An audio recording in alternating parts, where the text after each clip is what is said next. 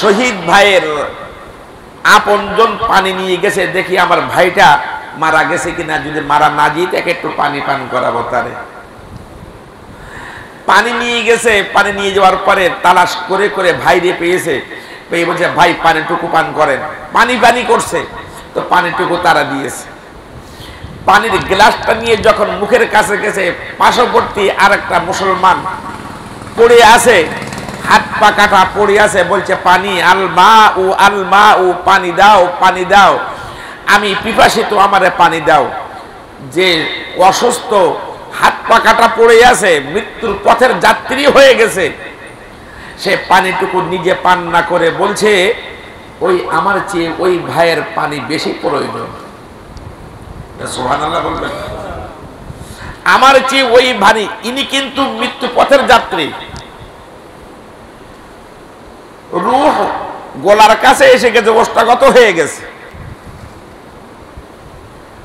যখন পানি চেয়েছে অমনি এই ভাই বলেছে তুমি আমার পানি দিও না, আমার পানি লাগবে না, আমার চেয়ে বেশি পানি প্রয়োজন আমার পাশের ওই ভাই, আমার ওই মুসলমান ভাই।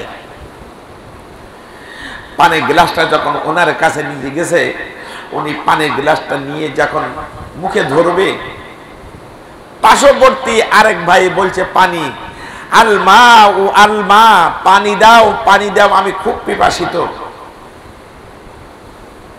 তখন ওই ব্যক্তি, দ্বিতীয় ব্যক্তি নিজে পানি পান না করে বলছে আমার বেশি প্রয়োজন, আমার চেয়ে বেশি প্রয়োজন হলো ওই ভাইয়ের। তৃতীয় জনের কাছে যখন পানি নিয়ে গেছে, গ্লাসটা নিয়ে মুখের কাছে ধরেছে, অমনি চতুর্থ আরেক ব্যক্তি বলেন পানি দাও, আমি খুব পিপাসিত, আমাকে পানি দাও, আমার পানির খুব প্রয়োজন।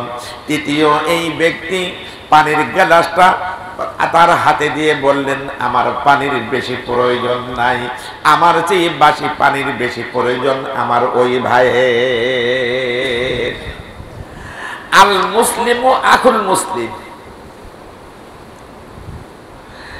এই তৃতীয় ব্যক্তির কাছে পানি নিয়ে, কাছ থেকে পানি নিয়ে যখন চতুর্থ ব্যক্তির কাছে গেছে, পানি নিয়ে যেয়ে দেখে আল্লাহর বান্দার দুনিয়া থেকে চলে গিয়েছে, আর নড়াচড়া নাই। ধাক্কা দেয়, বাইরে পানি নিয়ে এসেছি, পানি পান করো, আর নাই, রূহ নাই, রূহ চলে গেছে, মৃত্যুবরণ করেছে, শহীদ হয়ে গেছে।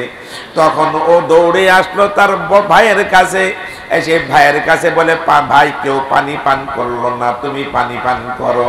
তাকে তার হাতে পানি দিতে চাই, কিন্তু হাত আর ওঠে না, সেও ইন্তেকাল, সেও শহীদ হয়ে গেছে। দ্বিতীয় ব্যক্তির কাছে গেছে, সেও শহীদ। তৃতীয় ব্যক্তির কাছে গেছে, সেও শহীদ। এটা হলো মুসলমান ধর্মে আল্লাহর মনোনীত ধর্ম ইসলাম।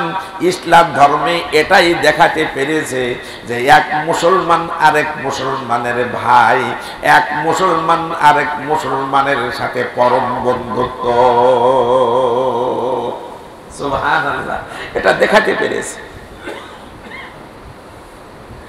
তাহলে আমি আপনাদেরকে বোঝাতে চাই এটাই যে এক মুসলমান আরেক মুসলমানের বন্ধু, ভাই।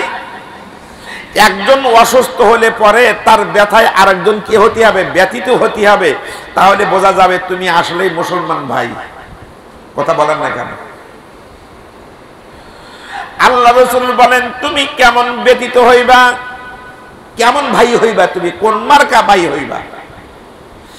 আল্লাহ রাসূল বলেন তোমার পায়ে কাঁটা বিদ্ধ হলে পরে তোমার ব্যথাটা, কাঁটা বিদ্ধ হওয়ার ব্যথাটা মাথা পর্যন্ত তুমি অনুভব করো। অনুরূপ ভাবে তোমার এক মুসলমান ভাইয়ের বিপদ আসলে পরে ওই ব্যক্তির কাঁটা বিদ্ধ হওয়া ব্যক্তির ব্যথার মতো তুমিও ব্যথা অনুভব করবা। এটাই হলো ভ্রাতৃত্ব, এটাই হলো মুসলিম।